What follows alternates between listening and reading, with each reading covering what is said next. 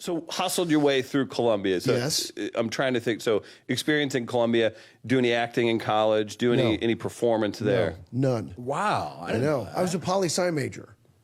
As was I. That's crazy. Yeah. So then I quit going to school because I realized by my third year, I was like, oh, I don't want to be a lawyer. I don't want to teach. And the only way you're going to make it in politics is if you're wealthy or you're from a political family or you're the smartest guy in any room you walk into. Right. I'm none of those things. And I decided, all right, well, this is not going to work out. So I quit going to my classes. And then you become academically ineligible. And so my dad said, well, Dave, I don't know what you want to do, but I don't think you want to go to school. That was it. I thought I was going to get in trouble, but he was quite happy to sell me the car I was driving. And then I got 3 jobs and worked in Columbia for the next year or so and saved my... Oh, when I went up to Chicago, visit a friend, went to the Second City, because I knew a lot of people at Second City had gone on to Saturday Night Live. Right. This is when you had to read things from books. Yeah. And it was pre-internet. And so then I saw they taught classes. And like a bell went off. And I was Did that like, just make your head explode? Yes, in a way. Like, wow, that's how you do this. So I surreptitiously wrote down the number on a matchbook because being from a small town, you carry a lot of shame and you don't feel like you're capable. You're Catholic as well. Yes, Catholic too. Yeah. So I wrote it down secretly on this matchbook cover or inside the matchbook as if, you know, like someone's going to tap me on the shoulder going, why are you writing that down? Who do you think you are? You've got a real attitude thinking you could take those classes. Yes.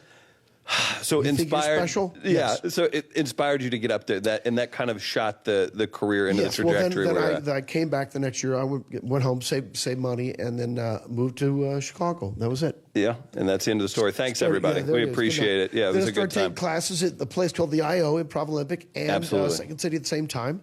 And I happened to be there at a very special time in that you don't know it, but everyone I worked with became super famous.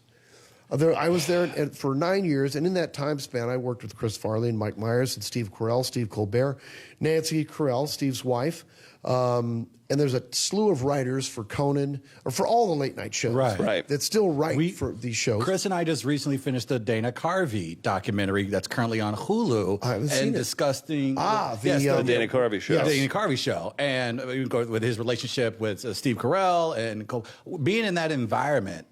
Did you guys knew you had something special? Did everyone just trying to figure it out? You don't know. I worked with Byrne.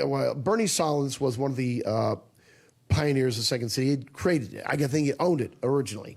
And I sat down and had lunch with him before I left to go to Saturday Night Live. And he said he had never seen a confluence of talent like had just been there the previous 10 years. Wow. Like in that time span, he said he'd never seen so much talent. That has to be an insane thing to be a part of, too, because like you have a great show, right? Or you just knock it out of the park with a new character you're working on, and then you go home and you're like, I am still drinking shitty beer and eating ramen or whatever you're doing, or rent's late or whatever that is. That has to be.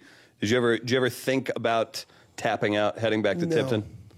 Not once. No. Yeah. No. I honestly, once I made my decision to be an actor, something inside me said this is going to work. I just believed. Right. So you make your decision, and then you just kind of call your shot in a way.